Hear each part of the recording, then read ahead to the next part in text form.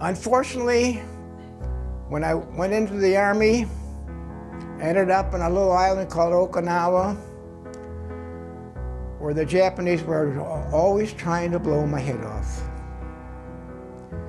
The first day in action, I was caught on a hill by a sniper, and the bullets were coming within inches of my head.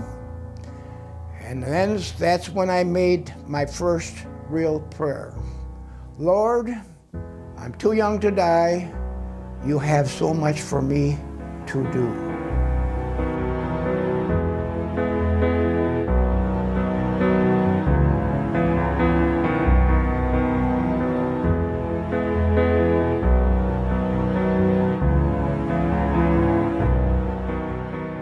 So I was contemplating that for a few minutes when I heard another noise.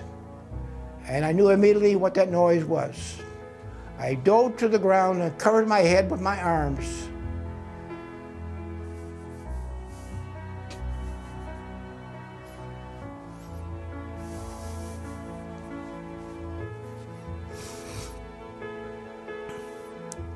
As a shell from one of the ships landed to my left. I knew immediately that I wasn't hit, that was all far enough away, and they shrapnel flew over the top of me. I did one of the hardest things I had ever done. I put my arms down, I raised myself, and I looked to the left to one of the most disastrous things I'd ever seen. That shell had landed in the middle of that hospital, killing all those men in their beds, and all those men wounded. It was just a disaster. I was crushed.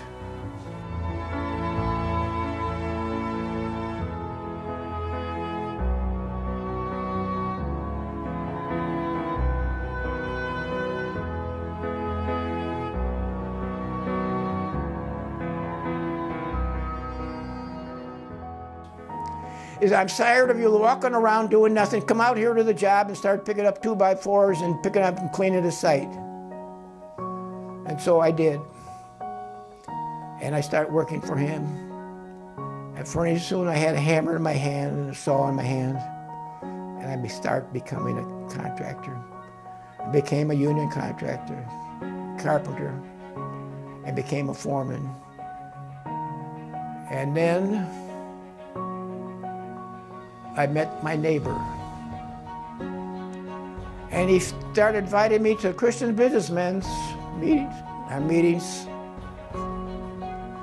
As I stayed around waiting for my friend, a stranger walked up to me and he said, "When did you become a Christian?" I said, "I don't think I am." He said, "Would you like to be?" I said, "Yes." So he helped me pray the prayer of salvation, and that afternoon, I became a born-again Christian. That's when I got involved with Naperville Bible Church.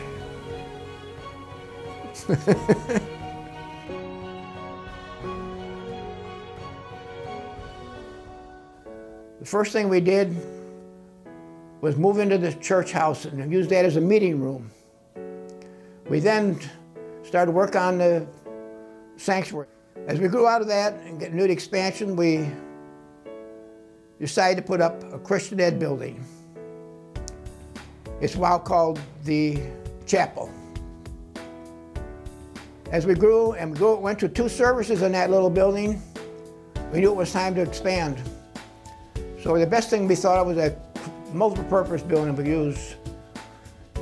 We started working on that on Saturdays and Wednesdays again. And pretty soon we had all the walls up. And then we ordered out the big item. The beams, the pre-laminated beams, and the wood decking for the roof. Next Saturday, all the people of the church, including men, women, and kids, showed up for breakfast and started at 7 o'clock installing the decking. By the end of the day, by 2 or 3 o'clock when we quit, we had half of it done. And next Saturday we had the other half done. And we're excited to get that roof covered and move into the gymnasium. Well, the congregation grew again, and what do you know? We got an architect to draw up the buildings, and we decided to do a dome because we could do it ourselves. Foundation's done, the wall was 12-foot high foundation walls, and steel up. My son set his company to steel out, and pretty soon the precast was on, and 4 cranes or 5 cranes showed up. One by one, they set each section, and by the end of the day, we had that building enclosed, set together, all those parts. So the day came, when they put the carpet down, the company showed up with the pews, and it wasn't long we were meeting in that building. As a result, the church grew very fast. It wasn't long, 3-4 years before we had the second mortgage all paid off. Exciting times for the church as it grew.